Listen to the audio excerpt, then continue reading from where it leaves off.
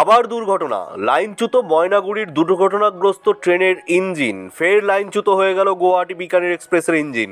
কতটা ক্ষয়ক্ষতি হয়েছে এই দুর্ঘটনার ফলে, কি জানা যাচ্ছে এই মুহূর্তে, সম্পূর্ণ বিস্তারিত জানতে হলে অবশ্যই ভিডিওটি শেষ পর্যন্ত দেখবেন এবং আপনি আপনার জেলার নাম ভিডিওর কমেন্ট বক্সে কমেন্ট করে জানিয়ে দেবেন। আপনার জেলার নতুন কোনো খবর বেরিয়ে এলে আমরা আপনাকে জানিয়ে দেবো। আপনার কাছে ছোট্ট একটা অনুরোধ, ভিডিওটিকে একটি লাইক করবেন, চ্যানেলটিকে সাবস্ক্রাইব করবেন এবং পাশে থাকা বেল বটনটিও বাজিয়ে দেবেন পরবর্তী লেটেস্ট খবরগুলো সবার আগে দেখার জন্য।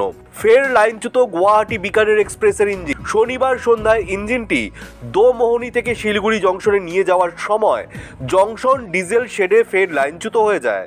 সপ্তাহ ঘুরতে না ঘুরতেই ফের বিকানের এক্সপ্রেসের ইঞ্জিনটি লাইনচ্যুত হওয়ায় প্রশ্ন উঠতে শুরু করেছে।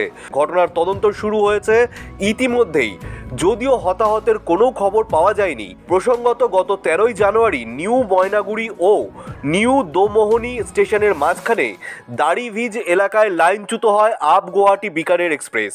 ঘটনায় মৃত্যু হয় 9 জনের, জখম হন অন্তত 40 জন। প্রাথমিক তদন্তের পর মেরামতির জন্য ইঞ্জিনটি নিয়ে আসা হচ্ছিল, তখনই এই বিপত্তি। এর জেরে ওই লাইন দিয়ে ট্রেন চলাচল বন্ধ হয়ে যায়, ফলে সিকিম মহানন্দা এক্সপ্রেসকে ঘুরপথে চালানো হয়। সপ্তাহ ঘুরতে না ঘুরতেই ফের বিকানের এক্সপ্রেসের ইঞ্জিনটি লাইনচ্যুত হওয়ায় প্রশ্ন উঠতে শুরু করেছে।